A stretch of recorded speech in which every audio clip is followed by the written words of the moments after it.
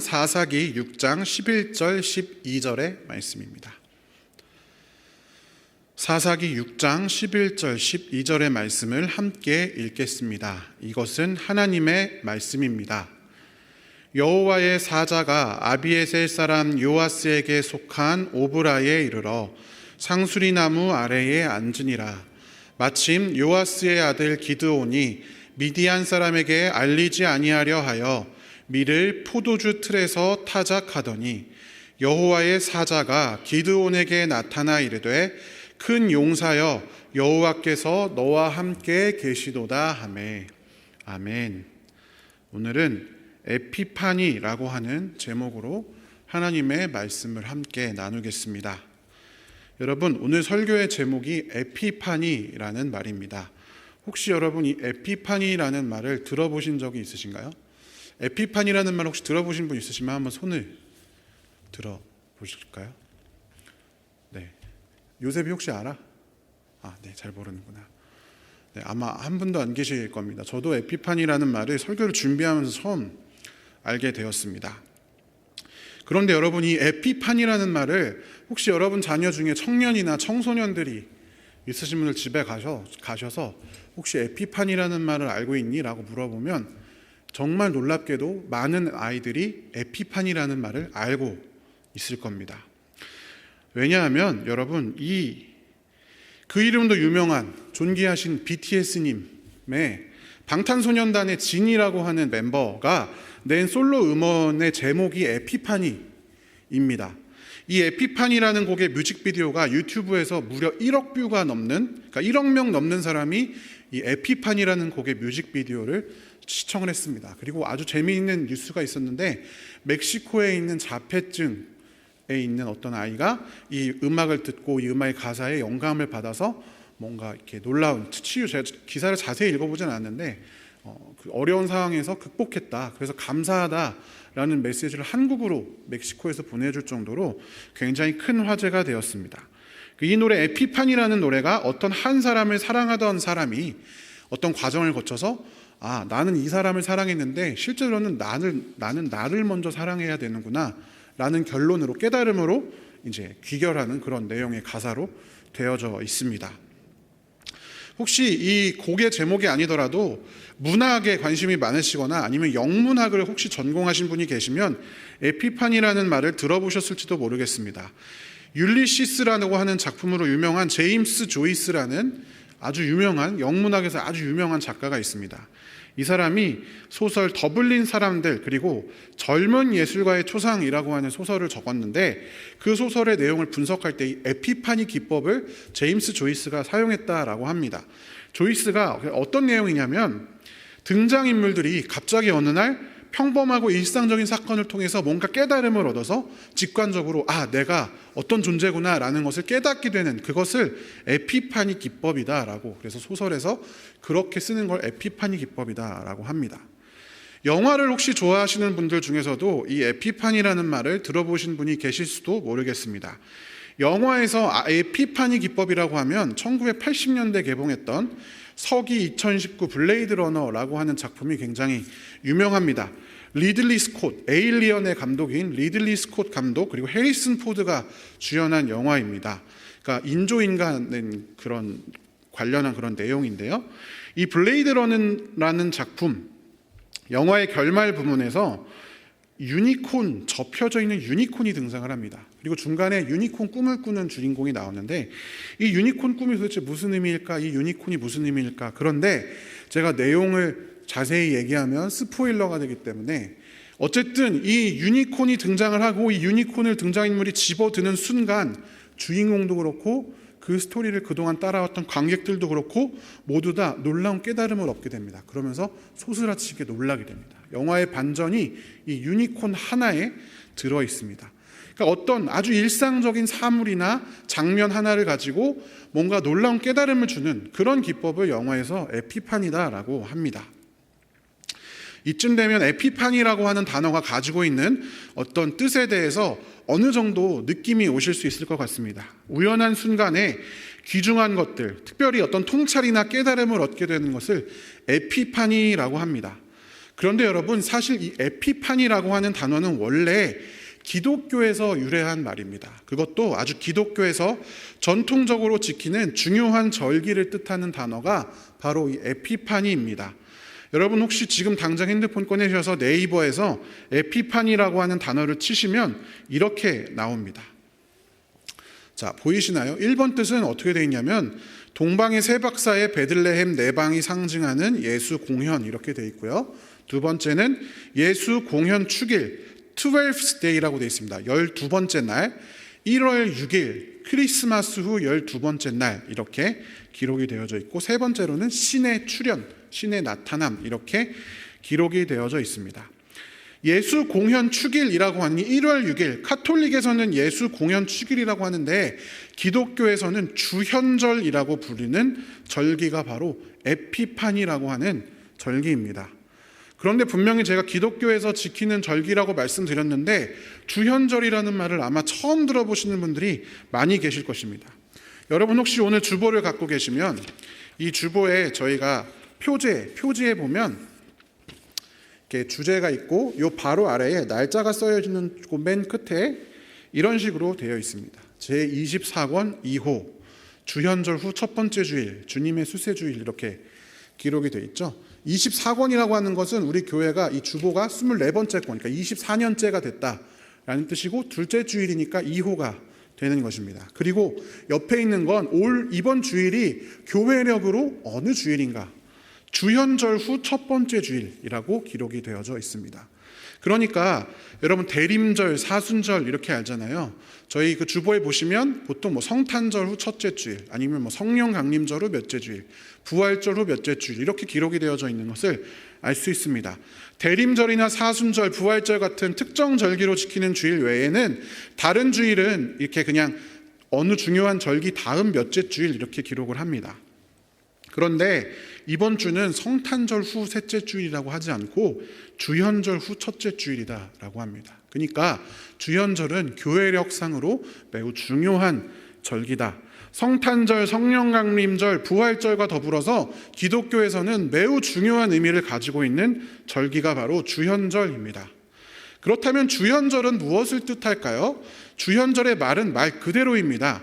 주는 주님 할 때의 그 주고, 현은 나타날 현입니다. 그리고 절은 당연히 절기를 가리키는 절입니다. 주현절은 주님이 나타나심을 기념하는 절기입니다. 크리스마스의 12일 후 1월 6일을 주현절로 지킵니다. 그래서 사실 지난 1월 6일이 주현절이었던 것입니다. 이 에피파니라는 말 자체가 헬라어에서 에피페니아 혹은 테오파니아, 발음이 좀 제가 잘 못하겠습니다. 아무튼 이런 말의 어원인데 그냥 뜻만 가르쳐드리면 나타남, 현 이런 뜻을 가지고 있습니다. 그러니까 이 주현절이라고 하는 절기는 하나님의 아들이신 예수 그리스도께서 이 땅에 나타나신 것을 기념하는 절기입니다. 그러면 성탄절이랑 거의 비슷하네요? 그렇게 생각하실 수가 있죠. 예전에는 원래 성탄절이 없었고 초대교회에는 주현절만 있었습니다. 탄생 자체를 기념하는 성탄절이 이 주현절을 더불어서 나중에 생겨나고, 그리고 그 성탄절이 점점 강조가 되면서 주현절이 점점 사라져서 절기상으로 남아있지만 교회에서는 잘 지키지 않는 그런 절기로 바뀌게 되었습니다.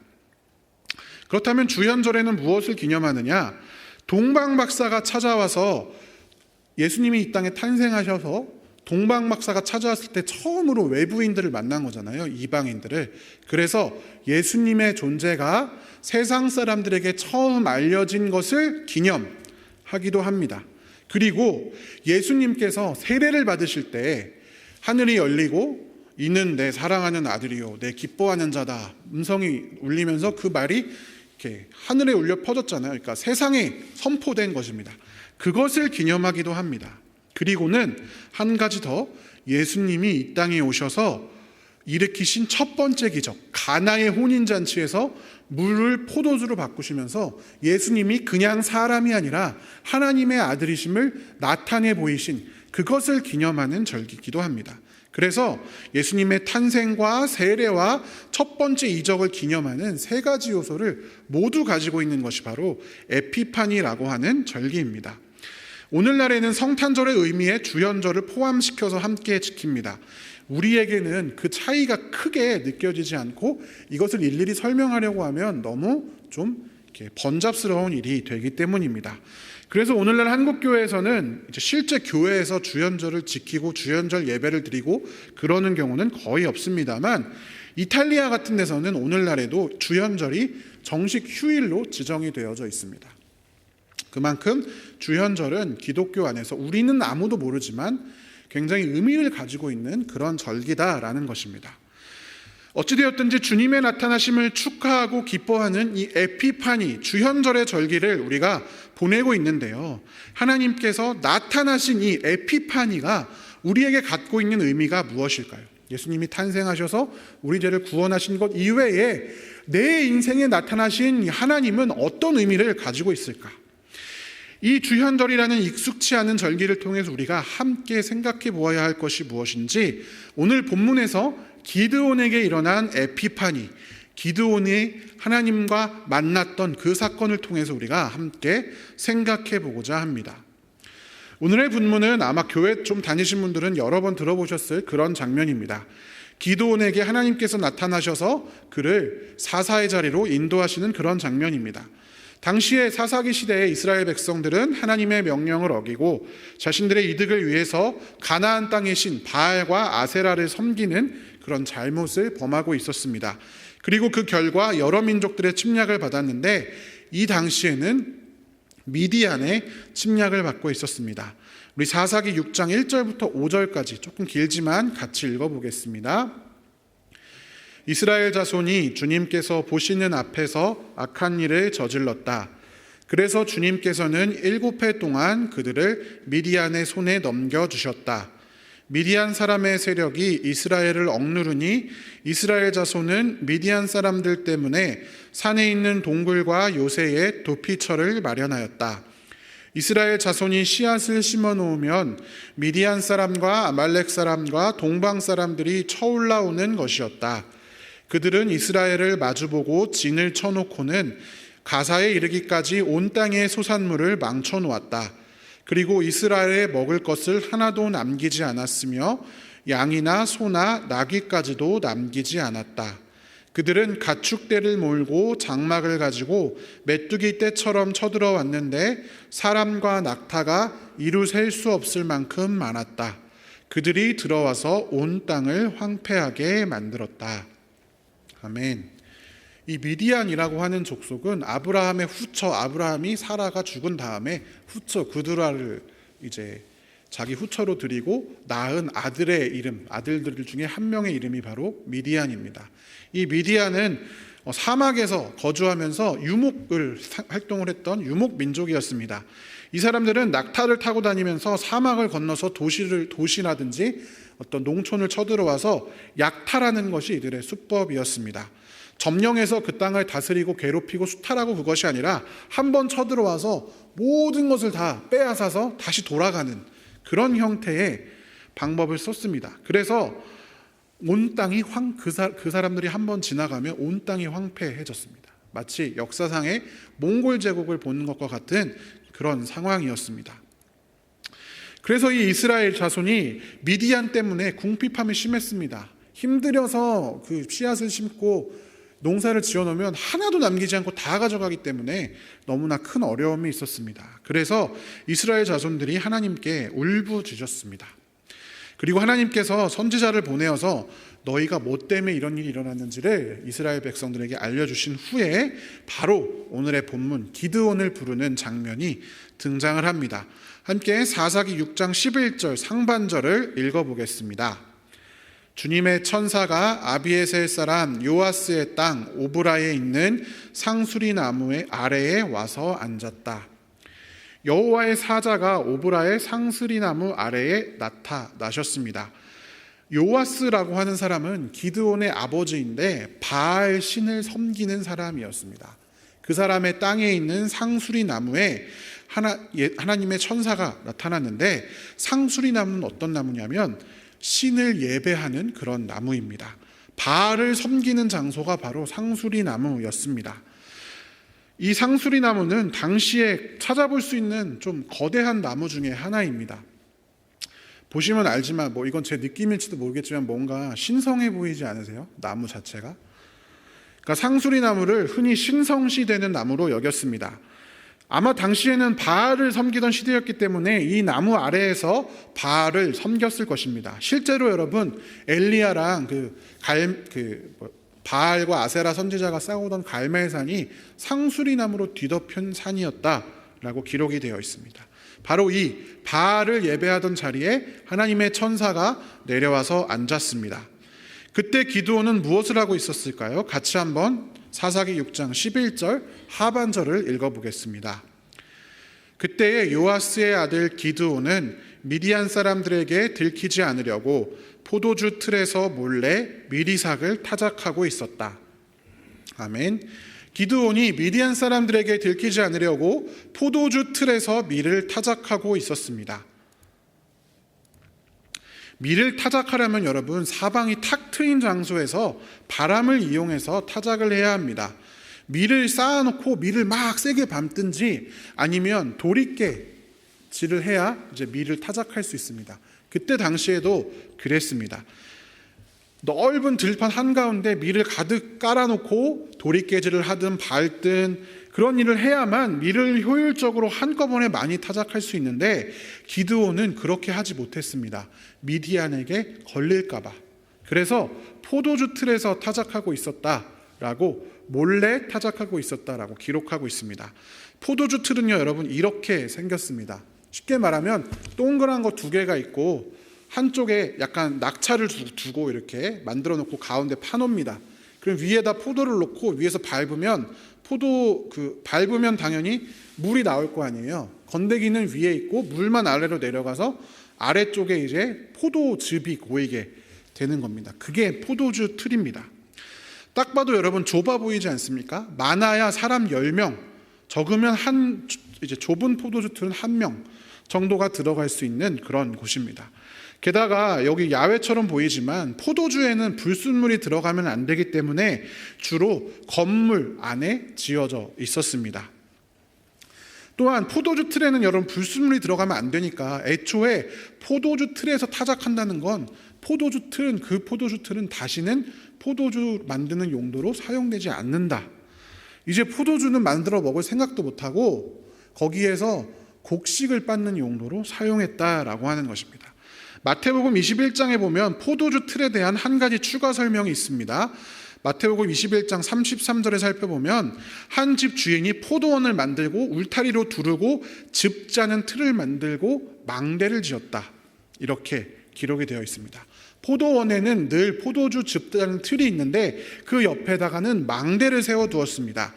포도원을 침범하는 동물이나 세력들을 발견하고 쫓기 위해서 망대를 세웠던 것이죠. 그러니까 아마 기드온은 포도주 즙에서 타작하는 동안에 그 망대에 누군가를 올려보내서 미디안 군대가 오는지 망을 보도록 아마 하지 않았을까 그렇게 추측이 됩니다. 여러분 이제 기드온이 한번 되어보겠습니다. 원래는 넓은 데서 이렇게 타작을 하는 그런 밀인데 좁은 건물 아래에서 환기도 안 되는 먼지가 막 나는 그곳에서 원래는 막 한꺼번에 가져와서 많이 타작해야 되는데 그 좁은 포도주 틀에 타작해야 되니까 당분간 먹을 만큼만 아주 조금 밀을 가져와서 소리도 조심해가면서 먼지 날려가면서 밀을 까고 있습니다. 그러면서도 망대에 보초를 세워야 할 만큼 언제 혹시 적이 쳐들어올지 몰라서 떨리는 마음, 두려운 마음으로 밀을 까고 있습니다. 근데 이 기드온은요 나름대로 여러분 금수저였습니다. 그 지역에 바알을 섬기는 그런 유력자의 아들이라고 했잖아요. 나중에 이제 보면은 이 기드온이 바알과 아세라 신상을 다 때려 부수는 장면이 나오는데 자기 종 10명을 데리고 때려 부숩니다. 그 얘기는 종이 최소한 10명, 자기가 직접 부릴 수 있는 종이 10명이나 되었다라는 이야기죠. 그리고 그 부서진 바알 신상을 보고 마을 사람들이 기드온의 아버지에게 와서 이것을 어떻게 처리해달라고 얘기합니다. 그것은 기드온의 아버지가 그 지역의 유력자였다라는 것을 나타내 주죠. 그러니까 이 기드온은 나름대로 금수저인 겁니다. 미디안만 없다면 바알 사제의 아들로서 종을 거느리고 마음대로 포도주를 마실 수도 있었을 텐데, 그런데 이제 포도주를 짜는 틀에서 눈치 보면서 밀을 까부리는 신세가 되었습니다. 제가 아마 기드온이라면 요즘 말로 현타라고 하는데, 내가 지금 여기서 뭘 하고 있는 거지? 이런 마음이 들었을 것 같습니다. 잊고 싶은 순간, 절망과 좌절의 순간, 자존심이 상하는 순간, 내 인생에 도대체 왜 이런 일이 있을까 하는 그런 순간, 밀을 숨어서 타작하고 있는 기드온에게 하나님의 사자가 나타나십니다. 그리고 이렇게 말씀하시죠. 같이 읽어보겠습니다. 주님의 천사가 그에게 나타나서 힘센 장사야, 주님께서 너와 함께 계신다 하고 말하였다. 우리는 그런 장면에서 하나님이 나타나시면 참 위로를 받을 것 같은데, 이 기드온은 아마 이미 자신의 인생에 너무 그 마음이 들지 않았는지 이렇게 항변을 합니다. 사사기 6장 13절에 보면 기드온이 다시 되뇌 묻습니다. 아니, 주님께서 우리와 함께 계신다면 왜 우리가 이 꼴이 됐습니까? 그 조상 때부터 기적이 있다고 하는데 도대체 그거 다 어디 갔습니까? 주님 우리 버리신 거 아닙니까? 이렇게 항변을 합니다. 그러자 하나님께서 기드온의 마음을 달래듯이 그래서 내가 너를 보내는 거 아니냐 이렇게 말합니다. 나를 보낸다고? 기드온이 당황하기 시작합니다. 우리 집은 므낫세 지파 중에서 가장 약하고 나는 우리 아버지 집에서도 가장 약한데 어떻게 내가 할 수 있겠습니까? 그런데 여러분, 아까 말씀드렸다시피 약간의 뻥이 가미된 말입니다. 왜냐? 기드온은 종 10명이나 있을 정도로 부자, 그러니까 권력이 있는 사람이었고 그의 아버지도 유력한 사람이었다. 그러니까 므낫세 지파 중에 제일 약한 사람이 아니라는 거죠. 핑계를 내는 겁니다. 자기가 하긴 좀 무서우니까. 이런 기드온의 항변에도 불구하고 하나님께서 또다시 한번 말씀하십니다. 내가 반드시 너와 함께 있을 것이다. 이제 코너에 몰린 기드온이 다른 요구를 하나님께 합니다. 기드온이 하나님께 당신이 정말 주님이라는 증거를 내게 보여주십시오.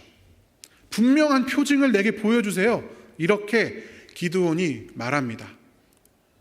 그래서 기드온은 무교병과 고기를 아까 그 상수리 나무 아래에다가 준비해 두고 국을 두었습니다. 그러자 갑자기 불이 거기서 나와서 무교병과 고기를 다 태워 버렸습니다. 그리고 자기와 대화하던 하나님의 사자가 순식간에 눈앞에서 사라졌습니다. 그때 기드온은 자기가 정말 살아계신 하나님을 만났다는 것을 깨닫게 됩니다.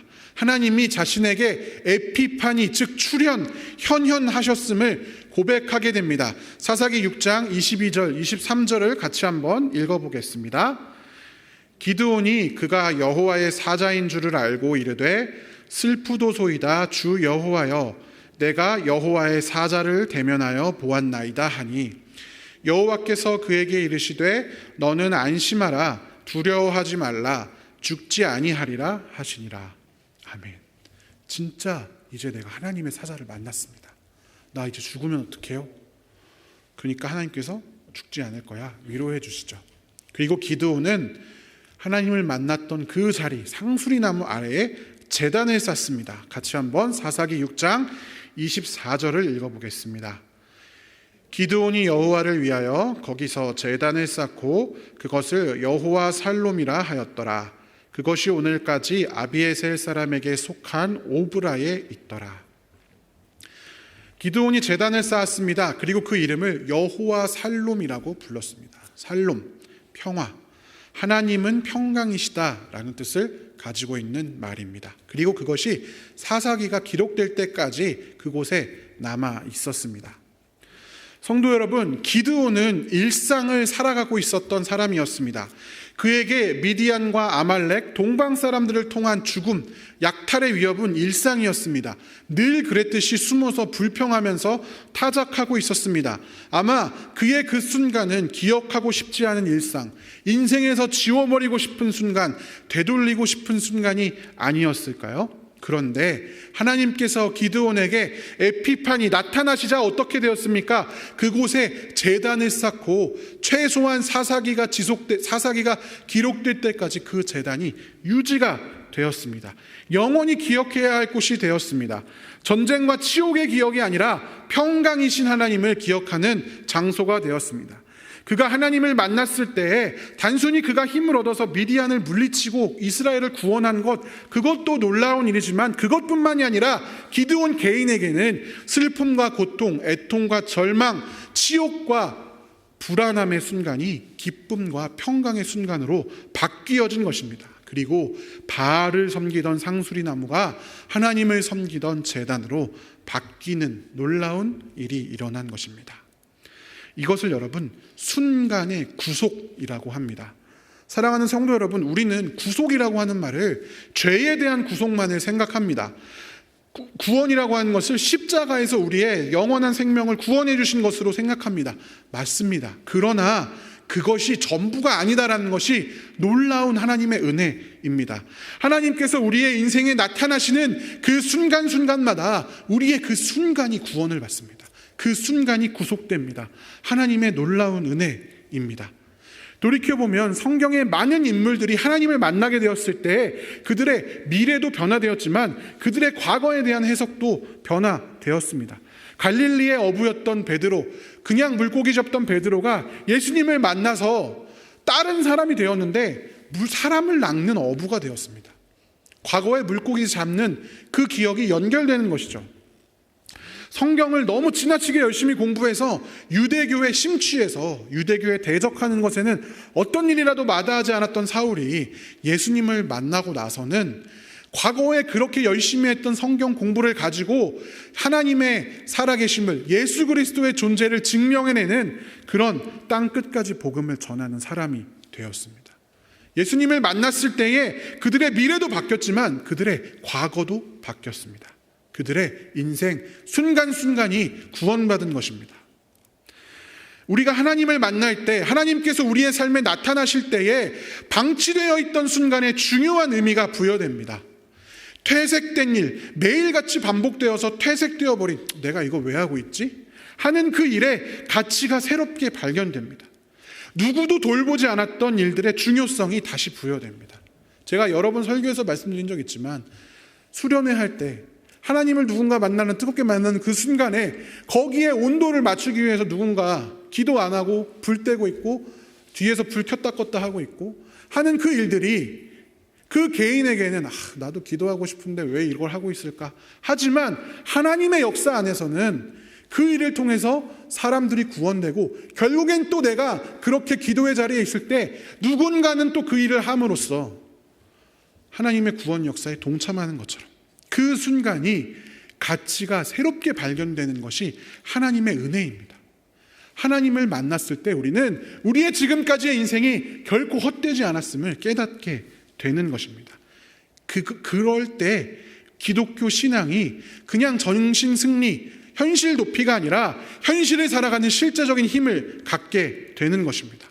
왜냐? 세상의 절망과 좌절에 머무르지 않게 되기 때문입니다. 그 절망과 좌절의 순간이 그냥 그대로 있지 않으리라는 사실을 알기 때문입니다. 그래서 앞으로 만나는 작은 일상들, 절망과 좌절들, 지겨운 일상, 이놈의 집구석, 이 지겨운 인생, 저 지겨운 사람이 아니라 하나님의 임재 안에서 구원받아서 새로운 의미를, 우리의 순간순간이 새로운 의미, 놀라운 구원의 역사를 얻게 될 것을 우리가 믿고 기대할 수 있게 되기 때문입니다. 그리고 그런 사람들이 세상을 변화시킬 수 있습니다. 시편 기자는 이렇게 이야기했습니다. 시편 30편 11절 12절을 같이 읽어보겠습니다. 주님께서는 내 통곡을 기쁨의 춤으로 바꾸어 주셨습니다. 나에게서 슬픔의 상복을 벗기시고 기쁨의 나들이 옷을 갈아입히셨기에 내 영혼이 잠잠할 수 없어서 주님을 찬양하렵니다. 주 나의 하나님, 내가 영원토록 주님께 감사를 드리렵니다. 아멘. 슬픔의 순간이 기쁨의 기억으로 바뀌어지는 것입니다. 이사야서에는 또한 이렇게 기록이 되어 있습니다. 이사야 61장 1절부터 3절까지 같이 한번 읽어보겠습니다. 주님께서 나에게 기름을 부으시니 주 하나님의 영이 나에게 임하셨다.